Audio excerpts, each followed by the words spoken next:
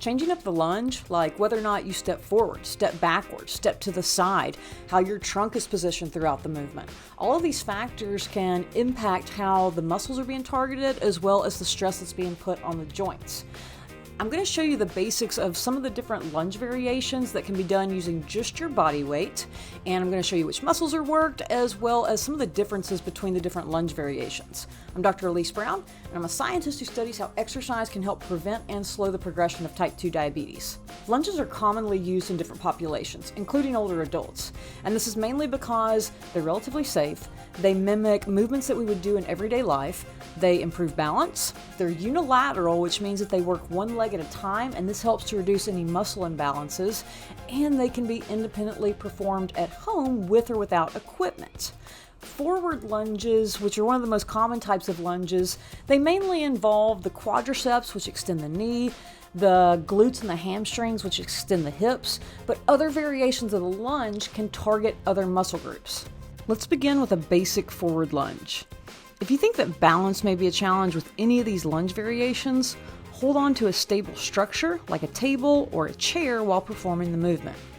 Starting with the heels underneath the hips, hands by the side or on the hips, take a long step forward with the right leg.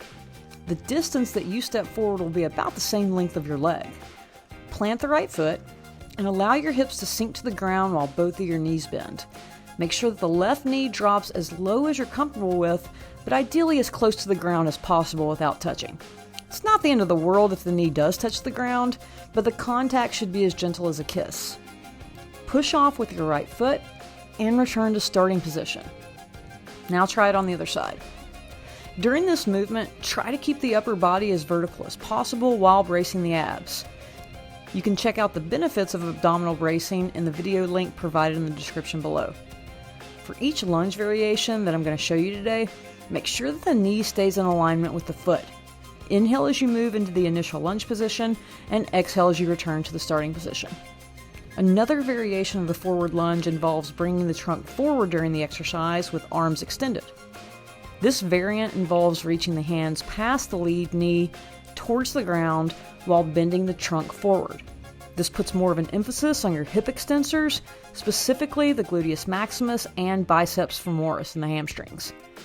The backward lunge is similar to the forward lunge, only we're taking a step backwards rather than forwards. While the backward lunge may require more balance than the forward lunge, it puts less stress on the knee, and it may be more appropriate than a forward lunge for people with knee pain. Please hit subscribe if you're finding this useful. For side lunges, start with a stance that's about twice as wide as a shoulder width stance. With your trunk upright and your hands on either the hips or in front of your chest, begin to bend your right knee towards your right ankle and keeping the knee tracking over the foot. Go as low as you can comfortably go, pause for a second, and then push off with your right foot and return to the starting position. Repeat on the other leg. Side lunges are going to put more of an emphasis on the hip adductors and the inner thigh, with more activation in this muscle group when compared to a sumo squat.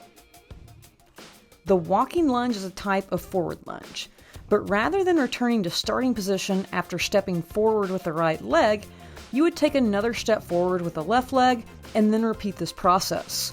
While most of the muscle activation is similar between forward and walking lunges with the trunk in a forward position activates more of the lower back musculature when compared to the trunk forward lunge discussed earlier. While some differences do exist among each of these lunge variations, no matter which one you choose, they're all going to help to improve lower body strength, balance, and improve activities of daily living. Thank you for watching.